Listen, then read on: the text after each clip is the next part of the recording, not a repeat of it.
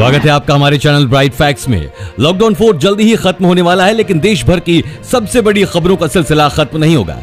Rail यात्रा, flight सेवा, बस सेवा और टिकट रिजर्वेशन से लेकर हर छोटी से छोटी चीज की खबर हम आपको देने वाले हैं, तो वीडियो को अंत तक जरूर देखें।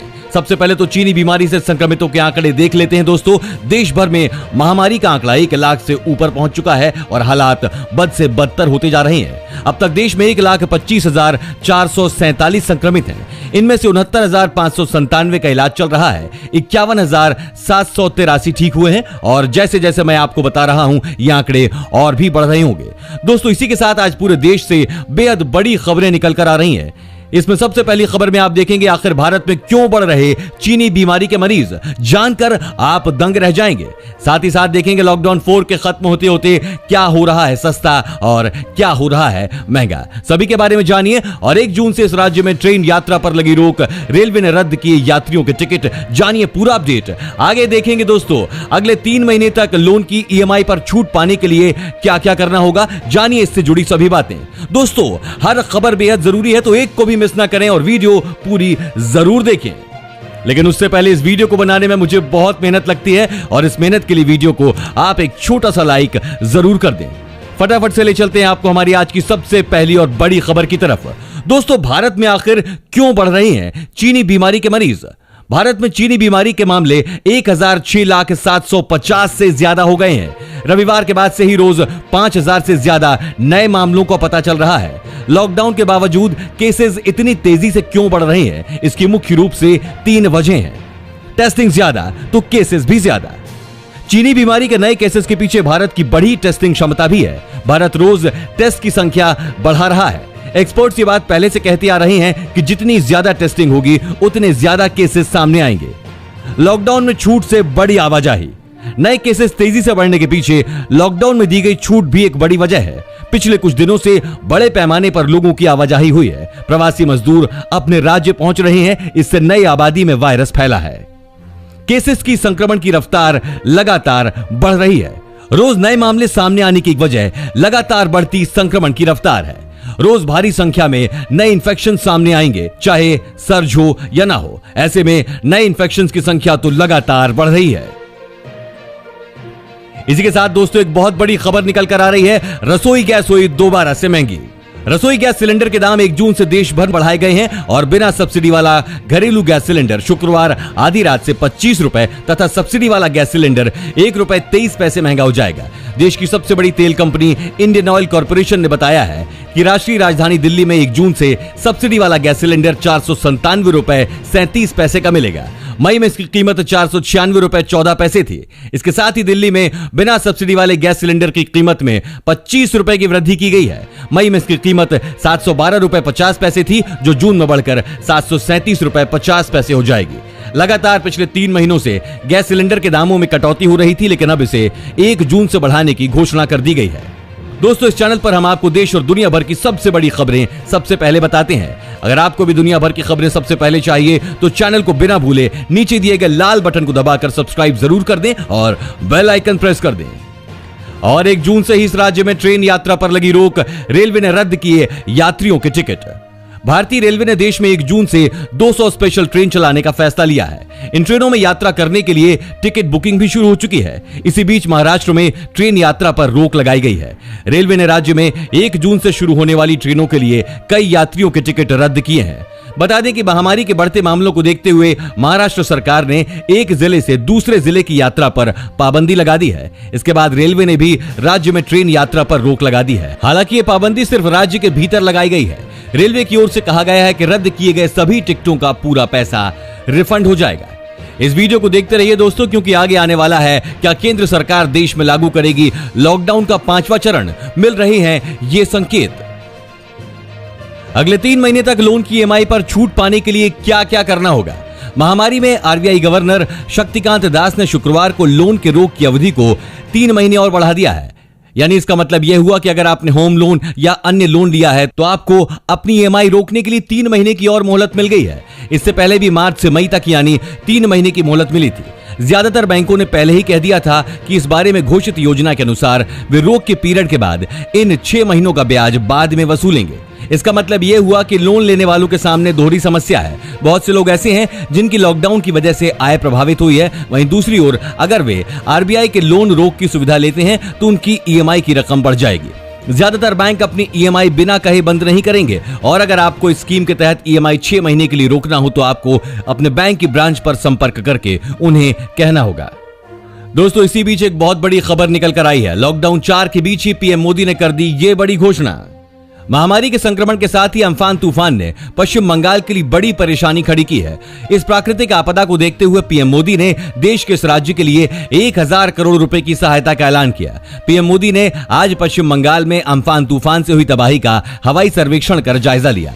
पीएम मोदी ने कहा कि वो इस दुख की घड़ी में पश्चिम बंगाल के साथ हैं। उन्होंने कहा कि बंगाल महामारी और अम्फान जैसी 2 आपदाओं से एक साथ लड़ रहा है। इस दौरान प्रधानमंत्री नरेंद्र मोदी ने पीएम राहत कोष से अम्फान तूफान में मारे गए लोगों के परिजनों को 2 लाख रुपए का मुआवजा और घायलों को 50,000 रुपए देने का भी ऐलान किया है।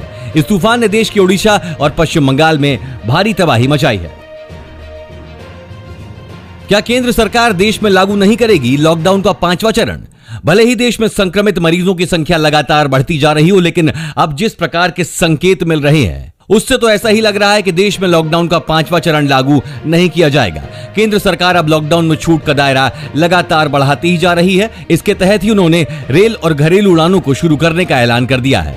मोदी सरकार 1 जून से 200 पैसेंजर ट्रेनों को चलाने की घोषणा कर चुकी है। इसी को देखते हुए रेल मंत्रालय ने अब इन ट्रेनों के लिए टिकट बुक करवाने के लिए यात्रियों को कई विकल्प दिए हैं। वहीं केंद्र सरकार ने घरेलू उड़ानों को 25 मई से फिर से शुरू करने की घोषणा भी कर दी थी। रेल और घरेलू उड़ानों को शुरू करने की घोषणा के बाद लोग यही उम्मीद कर रहे हैं कि देश में लॉकडाउन का 5वां चरण लागू नहीं होगा और होगा भी तो प्रतिबंधों को बहुत ही सीमित कर दिया जाएगा। इसी के साथ दोस्तों, आप आगे की बड़ी खबरों में देखने वाले हैं क्या ईद वाले दिन खुलेंगी मस्जिदें। जानने के लिए बने रहिए हमारे साथ ही साथ देखेंगे रेलवे ने जारी किए हैं ये 20 निर्देश। टिकट बुक करने से पहले इन्हें जरूर जान लें वरना नहीं बुक होंगे टिकट। और बहुत बड़ी खबर, संकट में बेहिसाब नोट छापकर आरबीआई क्यों नहीं करता मदद, जान लें हकीकत। फ्री गेहूं और चावल लेने के लिए बनवाएं राशन कार्ड, ऐसे करें आवेदन। सरकारी नौकरी करने के इच्छुक इस खबर को जरूर देख लें। पुलिस विभाग में 2672 पदों से भी ज्यादा वैकेंसी निकली है। आवेदन कैसे करें इसकी जानकारी के लिए देखते रहिए। क्या ईद वाले दिन मस्जिदें खुलेंगी? महामारी की वजह से मस्जिदें और सभी धार्मिक स्थलों को आम जनता के लिए बंद कर दिया गया है। दिल्ली सरकार ने महामारी के खतरे और आने वाले त्योहारों को देखते हुए यह निर्णय लिया है कि नमाज के लिए मस्जिद में अधिकतम 5 लोग ही रहेंगे। एक इमाम जो नमाज पढ़ाएंगे और 4 लोग उनके पीछे सोशल डिस्टेंसिंग का पालन करते हुए साथ रहेंगे। सरकार ने यह भी निर्देश दिए हैं कि ये 4 लोग मस्जिद में काम करने वाले ऐसे ही लोग होंगे जो वहीं रहते हों। ईद की नमाज के मद्देनजर भीड़ इकट्ठा न होने देने के लिए नमाज को फेसबुक और यूट्यूब चैनल पर लाइव टेलीकास्ट किए जाने का फैसला लिया गया है, जिससे घरों में रहते हुए लोग नमाज देखकर इमाम के साथ साथ खुतबा सुन सकेंगे। रेलवे ने जारी किए हैं ये नए निर्देश। टिकट बुक करने से पहले इन्हें जरूर जान लें वरना नहीं होंगे टिकट बुक। दोस्तों, भारतीय रेलवे के खानपान एवं पर्यटन निगम यानी कि आईआरसीटीसी ने इन दिनों चलाई जा रही 30 विशेष ट्रेन में यात्रा के दौरान टिकट बुकिंग का नियम बदल दिया है। यात्रा में टिकट की ऑनलाइन बुकिंग के पहले यात्री को सेल्फ शपथ पत्र देना होगा। अगर यात्री सेल्फ शपथ पत्र को नहीं भरता है तो टिकट ही बुक नहीं होगा। रेलवे के अनुसार यह नियम यात्री सुरक्षा के लिए जोड़ा गया है। इसके अनुसार जैसे ही टिकट का आरक्षण किया जाता है, आईआरसीटीसी अपनी वेबसाइट में सवाल करता है कि संबंधित राज्य ने जो स्वास्थ्य को लेकर नए निर्देश जारी किए हैं, यात्री उसका पालन करता है या नहीं। अगर नहीं पर क्लिक किया जाता है तो टिकट आरक्षित नहीं होगा। संकट में बेहिसाब नोट छापकर आरबीआई क्यों नहीं करता मदद? बहुत से लोगों के मन में ऐसे सवाल आते होंगे कि आखिर जब देश की अर्थव्यवस्था संकट में होती है तो भारतीय रिजर्व बैंक बेहिसाब नोट छापकर सरकार की मदद क्यों नहीं करता? असल में ज्यादा नोट छापने से जो समस्या होती है उसे देखते हुए रिजर्व बैंक ही नहीं, कोई भी केंद्रीय बैंक असीमित करेंसी छापने से बचता है। पहले जिन देशों ने ऐसी कोशिश की उनको इसकी भारी कीमत चुकानी पड़ी है। विश्व आर्थिक मंच के पूर्व निदेशक फ्रैंक जर्गन रिक्टर का कहना है कि इससे बेतहाशा महंगाई बढ़ जाएगी। उनके मुताबिक जब अचानक सब लोगों के पास काफी ज्यादा पैसा आएगा तो उनकी अपेक्षाएं भी बढ़ जाएंगी, लोग खूब खर्च करेंगे, सामान की कीमतें भी आसमान पर पहुंचेंगी। बेतहाशा करेंसी छापने का आलम यह होगा कि जिनके पास करोड़ों रुपए होंगे वो भी गरीब कहलाने लगेंगे। असल में पहले जो सामान 10 रुपए का मिलता था अब उसकी कीमत सैकड़ों गुना बढ़ जाएगी। इस तरह लोगों के पास करोड़ों रुपए होने के बावजूद उनकी वैल्यू काफी कम हो जाएगी और वे अमीर नहीं रह जाएंगे। पुलिस विभाग में 2672 पदों से भी ज्यादा वैकेंसी निकली हैं। देश में लगे लॉकडाउन में पुलिस काफी अहम भूमिका निभा रही है। हालात के मद्देनजर पुलिस कर्मियों की बढ़ती जरूरत को देखते हुए कर्नाटक पुलिस ने करीब 2672 पदों पर भर्तियां निकाली हैं। इनमें 2420 पदों पर स्पेशल रिजर्व पुलिस कांस्टेबल की भर्ती होगी और 252 पदों पर बैंड्समैन की भर्ती की जाएगी। पुलिस की नौकरी पाने वाले इच्छुक और योग्य उम्मीदवार कर्नाटक पुलिस में निकली इन भर्तियों के लिए आवेदन कर सकते हैं। आवेदन की प्रक्रिया आज से शुरू होकर 15 जून तक चलेगी। 15 जून इन पदों के लिए आवेदन करने की अंतिम तारीख है। भर्ती पाने के इच्छुक उम्मीदवार ऑफिशियल वेबसाइट ksp.gov.in पर लॉगिन कर सकते हैं। फ्री गेहूं और चावल लेने के लिए बनवाएं राशन कार्ड। दोस्तों, लॉकडाउन के बीच कई लोग कार्ड नहीं होने के कारण राशन लेने से वंचित रह गए हैं। अब इनको चिंता करने की जरूरत नहीं है। ऐसे जरूरतमंद लोगों के लिए अस्थायी राशन कार्ड बनाने की व्यवस्था की गई है। कार्ड बनने के बाद इनको राशन मिलेगा। बाहर से आए मजदूर, भट्टे पर काम करने वाले श्रमिक और फैक्ट्रियों में काम करने वाले लोग ये ले सकेंगे। माह के अंत तक इन लोगों को राशन की दुकानों से गेहूं और चावल मिलेंगे। प्रवासी मजदूरों को इनके क्षेत्र के राशन डीलर से गेहूं और चावल मिलेगा। ऐसे परिवारों को राशन लेने के लिए अपना कार्ड बनवाना होगा। इसके लिए उनको आपूर्ति विभाग में एक फॉर्म भरना होगा। फॉर्म में अपना नाम, पता, आधार कार्ड, मोबाइल नंबर और बैंक अकाउंट आदि भरना होगा। इसके बाद इनका अस्थायी राशन कार्ड बनाया जाएगा। इस पर ही इनको राशन मिलेगा।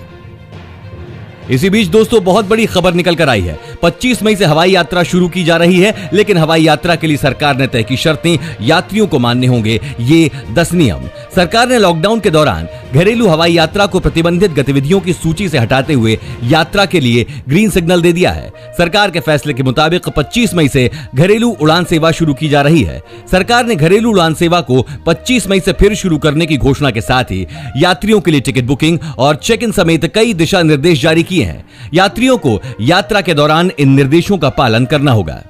हवाई यात्रा के दौरान यात्रियों को मानने होंगे ये नियम। सभी यात्रियों को या तो आरोग्य सेतु ऐप के जरिए अथवा स्वघोषणा पत्र भर के अपनी सेहत की जानकारी देनी होगी। यात्रियों को वेब चेक इन कराना होगा, क्योंकि हवाई अड्डों पर चेक इन काउंटर कार्यरत नहीं होंगे। वेब चेक इन करा चुके यात्रियों को ही टर्मिनल में प्रवेश दिया जाएगा। शुरुआत वाले दिन यानी कि 25 मई को सीमित परिचालन की अनुमति होगी। केवल एक चेक इन बैग ले जाने की इजाजत होगी और विमानों में एयरलाइन कंपनियां खान पान की सुविधा नहीं देंगी। दोस्तों, इसी बीच 10th के रिजल्ट आज सामने आ रहे हैं। बिहार स्कूल एग्जामिनेशन बोर्ड द्वारा बिहार क्लास 10वीं का रिजल्ट 2020 आज घोषित किया जाएगा। लगभग 15 लाख बिहार बोर्ड कक्षा 10 के छात्र बीएसईबी कक्षा 10वीं परिणाम 2020 का बेसब्री से इंतजार कर रही हैं। जैसे ही बोर्ड अधिकारियों द्वारा बीएसईबी मैट्रिक परिणाम घोषित किया जाएगा, सभी उम्मीदवार अपने बिहार बोर्ड के स्कोर आधिकारिक वेबसाइट biharboardonline.bihar.gov.in पर चेक कर सकते हैं। रिपोर्ट्स के अनुसार बीएसईबी बिहार बोर्ड मैट्रिक परिणाम 2020 की घोषणा के लिए कोई प्रेस कॉन्फ्रेंस नहीं करेगा। सोशल डिस्टेंसिंग को ध्यान में रखते हुए संभावना है कि बिहार के परिणाम बोर्ड के कार्यालय में घोषित किए जाएं। बीएसईबी 10वीं के नतीजे जारी होने के बाद मीडिया कर्मियों को तुरंत इस बात की जानकारी 50,000 लोगों को नौकरी देगी Amazon India. E commerce company Amazon India ने कहा कि वो महामारी के कारण ऑनलाइन मांग में आई तेजी को पूरा करने के लिए अस्थायी तौर पर 50,000 लोगों को नौकरी पर रखेगी। कंपनी ने एक बयान में बताया कि ये नौकरियां वेयर हाउसिंग और डिलीवरी नेटवर्क आदि में दी जाएंगी। कंपनी ने कहा कि महामारी के कारण लोग ऑनलाइन खरीदारी कर रहे हैं। ऐसे में विभिन्न उत्पादों की ऑनलाइन मांग में तेजी आई है। इसी बड़ी मांग को पूरा करने के लिए 50,000 लोग अस्थायी तौर पर नियुक्त किए जाएंगे। कंपनी ने बयान में कहा कि इन अस्थायी नौकरियों में दिलचस्पी रखने वाले लोग सीजनल हायरिंग india@amazon.com पर ईमेल भेज सकते हैं। गुरुवार रहा इस मौसम का अब तक का सबसे गर्म दिन। राष्ट्रीय राजधानी में बृहस्पतिवार को इस मौसम का सबसे अधिक तापमान 42.7 डिग्री सेल्सियस दर्ज किया गया। मौसम विभाग ने बताया, हालांकि इस क्षेत्र में बढ़ रहे पश्चिमी विक्षोभ की वजह से अगले 2 दिन में थोड़ी राहत मिल सकती है। राजधानी के सभी मौसम केंद्रों की अपेक्षा पालम वेधशाला में सबसे ज्यादा 44.1 डिग्री सेल्सियस तापमान दर्ज किया गया। भारतीय मौसम विज्ञान विभाग के क्षेत्रीय केंद्र के प्रमुख कुलदीप श्रीवास्तव ने कहा कि अगले 2-3 दिनों में लू वाली हवाएं नहीं चलने की संभावना है। मौसम विभाग ने लगातार पश्चिमी विक्षोभ के आने को इसके पीछे का कारण बताया है। विमान हादसे के बाद खौफनाक मंजर, कराची में क्रैश होकर घरों पर गिरा प्लेन। पाकिस्तान में शुक्रवार को एक बड़ा विमान हादसा हो गया है। पाकिस्तान इंटरनेशनल एयरलाइंस का एक एयरक्राफ्ट शुक्रवार को भयानक दुर्घटना का शिकार हो गया। पाकिस्तानी मीडिया के मुताबिक ये फ्लाइट तब क्रैश हुई जब कराची में लैंडिंग होने ही वाली थी। हादसे के बाद रिहायशी इलाके में काले धुएं के गुबार को काफी दूर से ही देखा गया है।